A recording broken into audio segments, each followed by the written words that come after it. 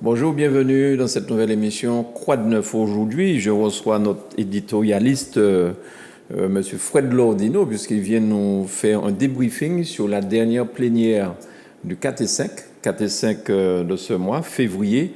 Ils ont beaucoup travaillé tardivement, il y avait beaucoup de dossiers à voir et nous essayons de voir un petit peu plus clair de cette fameuse plénière avec le deuxième vice-président de l'Assemblée de Martinique. Quatrième vice-président de l'Assemblée de Martinique. C'est peut-être que la prochaine fois, parce que peut-être le deuxième vice-président. Bonjour, Fred. Bonjour Mano, bonjour à tous les téléspectateurs de Zouk TV. Merci encore de m'inviter. C'est normal et j'aime, mais pas seulement moi, je crois que les téléspectateurs de Zouk TV aiment bien la manière dont vous expliquez les choses. Évidemment, il y a toujours des gens qui ne sont pas contents, qui n'écoutent pas parce que c'est quelqu'un qui ne va pas dans leur sens, c'est l'opposition. Mais je crois qu'en grande majorité, les téléspectateurs aiment la manière dont vous expliquez les choses. Et c'est bien pour ça que je suis fort content de vous recevoir. Là, vous avez vu plusieurs sujets. On commencera d'ailleurs par Corsair, puisque finalement, la CTM donc, va financer à hauteur de 3 millions. C'est ça? Vous l'avez dit, Manon, une cinquantaine de dossiers. C'est un très riche, trop dense, parce que ces dossiers demandent beaucoup de temps. Et qui se termine tard, à 1h du matin, 2h du matin, et ce qui fait qu'il y a des états de fatigue. D'ailleurs, il y a eu un moment un peu tendu entre le président Lise et certains membres de la majorité. Ceci, je le pense, est lié à l'état de fatigue des élus. Vous ne pouvez pas rester autant de temps concentré à écouter les autres et rester sur les dossiers sans vous énerver. Et il y a eu quelques moments difficiles. Heureusement, ça s'est apaisé et nous avons pu boucler après ces 2 jours la totalité des dossiers. Et je ne vais viser personne, mais déjà à l'époque du Conseil général, j'entendais, quand les plénières étaient un petit peu longues, il y avait certaines personnes qui souffraient par exemple de diabète, qui avaient besoin de manger à des heures fixes, d'avoir une certaine forme. Donc c'est vrai que ça n'arrange pas les choses et l'attention n'est pas véritablement... Voilà. Et il y a le fait aussi que la plénière se tient en visioconférence. Oui. Donc si vous voulez vraiment participer, vous êtes obligé de fixer vos écrans. Moi, je travaille avec au moins 2 écrans pour avoir les dossiers en permanence sur les deux, et en même temps en suivant la plénière sur un autre écran, et avec une tablette qui vous permet donc d'avoir aussi les autres documents. C'est assez épuisant, et je pense que là, on a un gros travail à faire dans la prochaine mandature, de voir comment on peut mieux organiser le travail de l'Assemblée et naturellement faire qu'il y ait moins de dossiers, mais qu'il y ait des débats qui soient, je dirais, plus enrichis et qui permettent une meilleure compréhension pour les personnes qui assistent notamment. J'espère qu'on va retourner en présentiel après cette affaire de pandémie pour que les Martiniquais qui s'intéressent à la vie politique aient les bonnes informations. Alors, avant qu'on parle des sujets, une question que je voudrais avoir une réponse sur une question essentielle. Est-ce que vous avez l'impression, M. Fred Lordino, qu'à la 7e, il y a des gens qui s'opposent pour s'opposer? C'est-à-dire que même si quelqu'un de notre parti aurait une bonne idée, cette personne dira non simplement parce qu'elle fait partie de notre groupe de l'Assemblée. Ou alors est-ce que les gens co-construisent ensemble pour faire avancer la Martinique? Je ne veux pas dire le pays Martinique pour qu'on n'aille pas dire en plus je fais de la propagande pour pays, mais co-construire ensemble pour la Martinique. Ce sont des postures politiciennes. En commission, vous pouvez avoir un consensus, et lorsque vous arrivez en plénière, les camps se cristallisent. Et c'est ça la difficulté qu'il y a en Martinique, notamment du fait, et je le dis comme je le pense, des 2 grands partis qui s'affrontent depuis 30 ans dans la vie politique en Martinique et qui cristallisent, qui frigorisent les positions. Donc, et j'ai eu l'occasion de le voir sur un amendement que j'ai proposé concernant la question de l'eau. Vous avez un maire, Madame la maire de Basse-Pointe, a voté l'amendement, même si elle n'a pas voté pour moi comme vice-président. Marie-Thérèse Casimirius. Voilà, parce qu'elle sait qu'à Desmares, dans d'autres quartiers à Magdelonnette de Basse-Pointe, il n'y a pas d'eau. Donc il faut aider les familles qui n'ont pas d'eau, et la collectivité territoriale doit s'investir et ne peut pas dire ça ne me concerne pas, c'est l'affaire des communautés de communes. Donc, mais les autres membres du MIM et même de PIA, alors que l'amendement était utile, ils ne l'ont pas voté, y compris même certains membres du Parti progressiste martiniquais. Donc, quand vous proposez une formule consensuelle qui va permettre de résoudre un problème ponctuel, vous avez des gens qui retournent à leurs appartenances politiques. D'où aujourd'hui le projet que nous portons avec des élus de tous bords pour qu'il y ait justement pour le prochain scrutin une liste large, ouverte, qui sorte du clivage gauche-droite, autonomiste, indépendantiste. Il y a des indépendantistes en Martinique? Je pose la question. C'est une question qu'il faut se poser. D'accord. Alors, pourquoi Océan? Donc, finalement, la CTM investit 3 millions. 3 millions d'euros. C'est-à-dire 1%, je crois, de ce qu'il faudrait. C'est ça. Hein, c'est-à-dire que c'est assez surprenant. D'ailleurs, le dossier, chacun peut le lire, c'est public. Mais il y a eu 19 voix pour, 10 contre et je crois 17 abstentions. C'est-à-dire que ce n'est pas un enthousiasme, hein, c'est le MIM et quelques élus qui ont décidé de cela. Mais 17 abstentions, 17, ça montre bien qu'il y a un malaise. Un profond malaise sur ce dossier. Parce que, figurez-vous que la collectivité territoriale de Martinique, d'après la délibération qui a été adoptée par les collègues, moi j'ai voté contre, va porter plus d'argent à Corsair que la région Guadeloupe.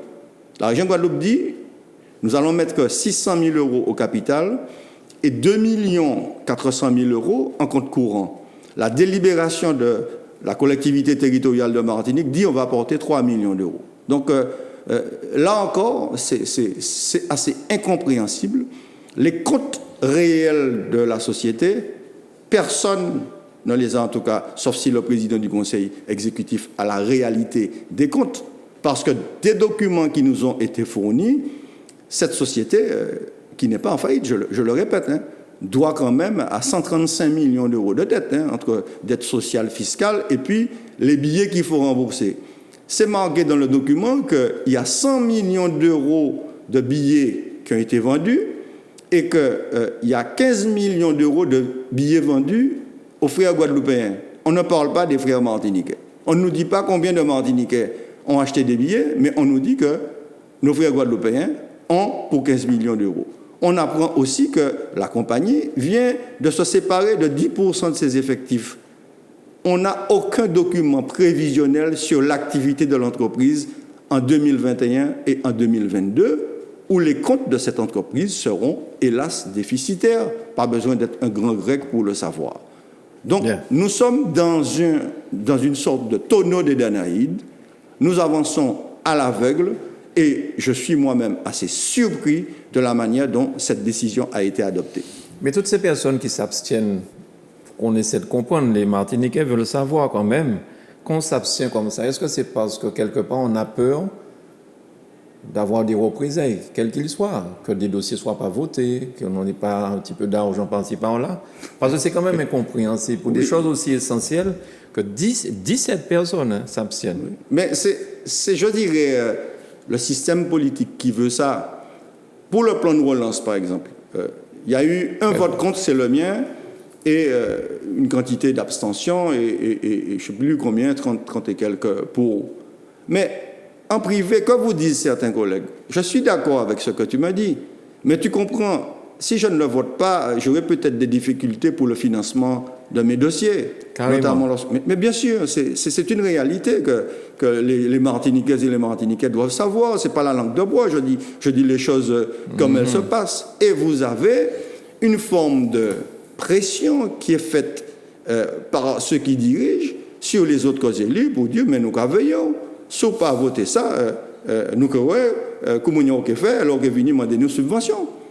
Donc, c'est la dévitalisation de l'Assemblée. C'est pourquoi il faut que cette Assemblée retrouve ses compétences et son rôle dans la collectivité. C'est l'Assemblée qui décide. Donc, quand nous aurons atteint cette prise de conscience et que nous aurons les moyens de poser clairement cela à l'exécutif, l'exécutif sera obligé d'exécuter. Tant qu'il y a une assemblée divisée, faible, qui ne pose pas très clairement ses compétences face au conseil exécutif, c'est le pouvoir autocratique qui va continuer. Bien. Alors, vous parlez du plan de relance. C'est une partie importante quand même pour la Martinique. Et qu'est-ce que ça a donné? Comment vous avez vécu ça, M. Fred Lordino? Et qu'est-ce qui a fait que vous ayez choisi de voter contre? Parce que ça correspond à mes convictions et que la majorité des collègues, quand on écoute les interventions, disent ce n'est pas viable, ce n'est pas opérationnel. Vous n'allez pas dépenser 886 millions d'euros en 2 ans. Et ça, les collègues le savent. Et il y a eu une polémique à un moment donné sur le comité de suivi du plan. Le président de l'Assemblée n'a pas été mis par l'exécutif au comité de suivi. Donc, il n'y a personne de l'Assemblée, il y a le préfet, il y a d'autres personnalités, mais il n'y a personne de l'Assemblée. Mais, pardon, je fais digression. Le président du conseil exécutif, il semblerait qu'il n'était pas là pendant ces 2 jours de plénière. Non, depuis quelque temps, le président du conseil exécutif s'occupe à autre chose. Peut-être qu'est-il en campagne électorale sur le terrain. J'ai appris qu'il distribuait des tablettes, ce qui est bien, dans des écoles, mais il n'assiste plus aux délibérations de l'Assemblée. C'est l'un des signes pour moi aussi d'une forme de mépris. Mais comment vous appréhendez ça? Ça veut dire qu'il sait déjà que quoi que l'Assemblée décide, il fera comme il veut? C'est exact, Manon. C'est-à-dire, quel que soit, c'est comme pour le dossier Seguino, c'est comme pour les retenues de garantie qu'il ne paie pas aux entreprises, c'est comme pour les fonds Jérémie, c'est un fonds d'aide financé par l'Europe de 28 millions d'euros qui a été voté en juin 2018. Aujourd'hui, en février 2021, pas une seule entreprise martiniquaise a reçu 1 euro de ce fonds. Il fait ce qu'il veut. Donc, voilà pourquoi il y a cette situation. Donc, il considère aujourd'hui que l'Assemblée ne joue pas son rôle et donc qu'il passe sur les délibérations. Mais je reviens au plan de relance. Donc, il y a quelqu'un je ne sais plus quel collègue, qui propose de voter un amendement pour que le président de l'Assemblée soit membre du comité de suivi. Le président de l'Assemblée dit, si vous me désignez, je n'irai pas. Tellement il estime que le président du conseil exécutif l'a méprisé. Donc, l'amendement passe. On vote l'amendement pour qu'il y ait au moins un représentant au comité de suivi. Et comme le président n'ira pas, ce sera donc le premier vice-président, le collègue Yann Monplaisir, qui devra siéger à ce comité, à la condition que ce comité soit réuni. Mais ça veut dire que cette histoire de Seguino, où le président de la collectivité refuse d'appliquer l'amendement qui a été voté légalement, commence à faire jurisprudence. Parce que là, maintenant, l'Assemblée décide que le président les ira et il dit « je n'irai pas ». Donc, finalement... voilà, c'est toujours... Ça devient très bizarre, tout ça. Un fonctionnement qui n'est pas normal. Le deuxième aspect de ce plan de relance, c'est qu'il ne privilégie pas les mesures de court terme. Nous avons eu plusieurs réunions, notamment avec les responsables de l'Institut d'émission des départements d'outre-mer. Et qu'est-ce qu'ils disent? Ils disent que dans la phase actuelle de crise sanitaire, de crise économique, de crise sociale, il n'y a qu'à voir ce qui se passe à Colas, Martinique, où on veut licencier 28 personnes alors que cette entreprise a le monopole de l'enrobé en Martinique, en tout cas dans les marchés avec la collectivité. Donc, l'IEDOM dit, comme nous-mêmes, un certain nombre d'élus, les membres de la commission économique, il faut investir de l'argent sur des projets à très court terme, comme par exemple les réseaux d'adduction d'eau, comme la construction des châteaux d'eau. Et ce plan, il ne fait que recycler des dépenses qui étaient déjà prévues dans le contrat de convergence, dans les programmes opérationnels. Pour l'eau, dans un plan d'urgence qui a été voté l'année dernière de 25 millions d'euros, et on retrouve quasiment ces mêmes sommes dans ce plan. Ce plan n'est pas opérationnel, il ne répond pas à la situation, il ne prend pas des mesures simples, par exemple, dire on va avancer aux entreprises qui ont des marchés avec la collectivité un pourcentage des sommes pour leur permettre de tourner et de commencer les travaux le plus rapidement possible. On va mettre en place une cellule d'appui technique à la fois pour les porteurs de projets, mais aussi pour les communes, ce qui va faire qu'il y aura l'ingénierie pour faire les investissements le plus rapidement. On va mettre en place un suivi avec les communes et les porteurs de projets. Cela n'existe pas. Il n'y a pas d'indicateur précis disant, voilà la quantité de maisons que l'on doit, par exemple, réparer.